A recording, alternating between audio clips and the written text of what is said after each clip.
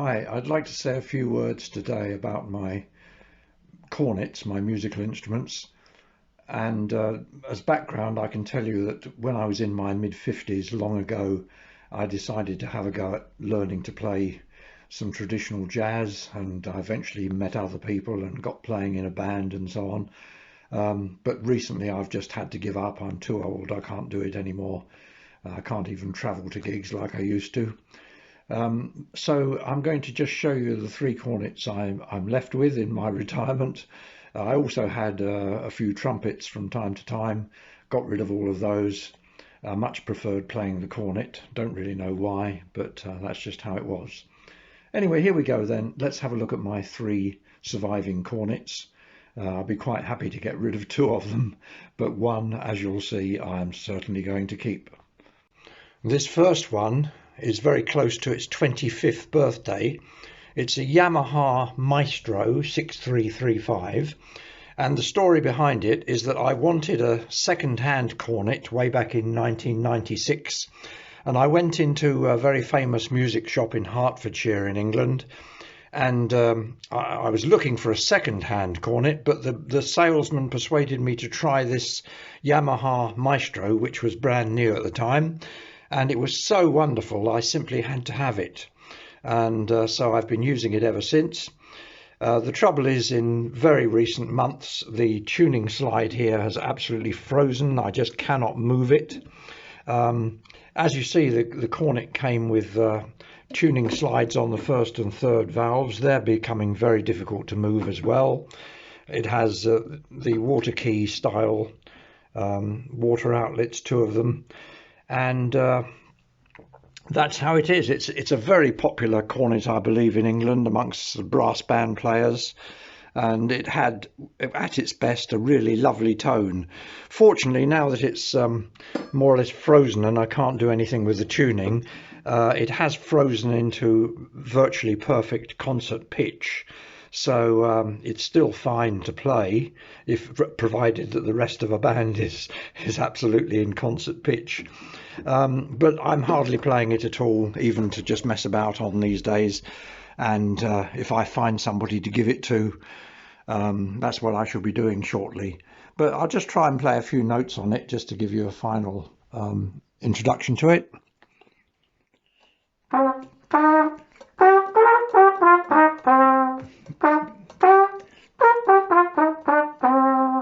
There you are, a little bit of C minor. So that's my Yamaha Maestro cornet.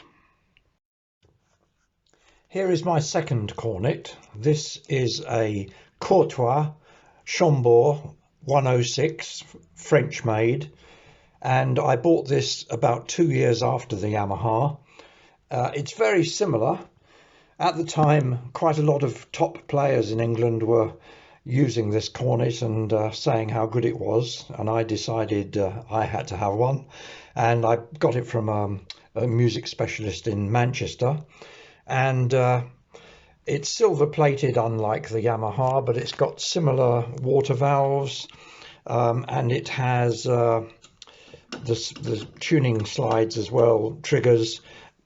As with the Yamaha, though, things have begun to stiffen up recently. Fortunately, the tuning slide still works perfectly, so I can tune it a little bit here and there. But it's a cornet that, as I say, is getting old. It's been very heavily used. I don't think it's suffered any dents, unlike the Yamaha, which had at least one tiny dent. Anyway, there it is, the French Courtois Cornet. It was quite expensive when I bought it, and I don't know what they're charging for this kind of cornet these days, but anyway, there it is. It's the one I've used mostly over the last 20 years or so. I'll try to play a few notes on it. I'm holding my camera with one hand and the cornet with the other, so I hope you can see something here. Here we go.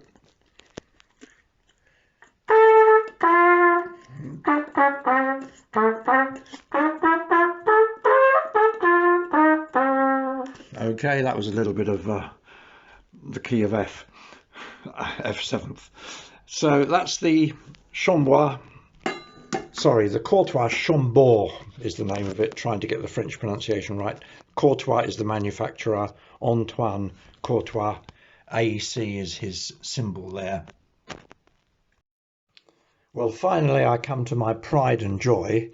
This is a Getzen Custom 3850 Cornet that I bought on the 11th of May 2006, and I got it from a shop just west of London that specialises in brass instruments. And what is distinctive about the Getzen is that it has a copper bell, as you can probably see, coming round to here. It also has these rather unusual water outlets, which are called Armado. They have a little spring inside them, and there are 3 of them on the cornet, so that's very good. And with this particular cornet, it also has the tuning triggers on both first and third slides. And I'm pleased to say with this cornet, absolutely everything on it is still working perfectly. And this is the one cornet that has always been my pride and joy, and I'm definitely going to keep it and keep tootling on it occasionally, even if I get rid of both the other 2. It was very expensive, and I believe that these days they've doubled in price since then.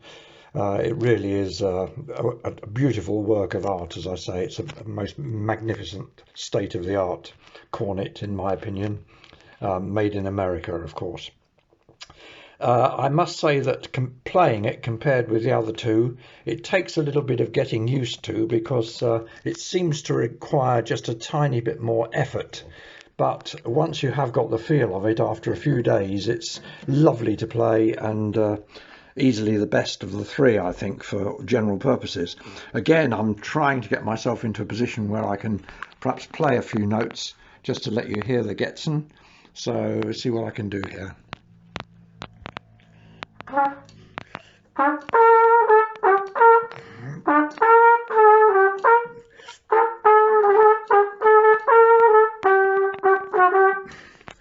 There we are.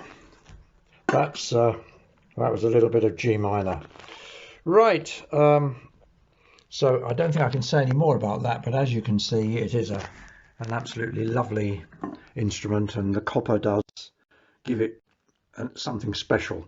I haven't played it very much because I've always regarded it as something to be kept in a glass case and admired, rather than risked in public places where it might get dented or damaged in some way, and it never has been dented. It's still in absolutely immaculate condition. So even though I've now completely given up playing, I've totally retired, I'm just too old for it anymore, I shall continue tootling on this one from time to time, and I'm sure it'll go on giving me a lot of pleasure for as long as I'm around to enjoy it. Well, I hope you found those interesting. Cheerio for now.